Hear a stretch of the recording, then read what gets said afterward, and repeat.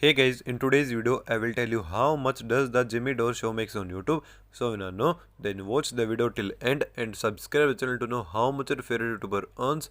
First of all guys, how does YouTubers get paid? They get paid by placing ads on their videos.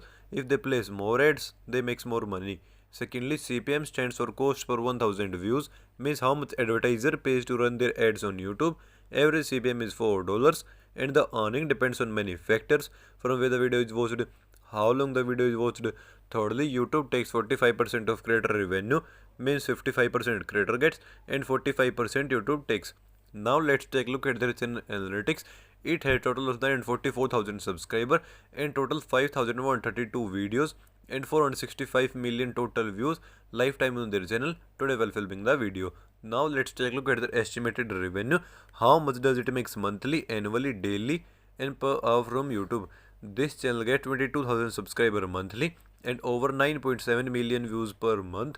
So according to that, if we multiply views with average $4 CPM, then their estimated monthly earning is $39,000 and multiplying monthly earning by 12 shows that they make $470,000 annually.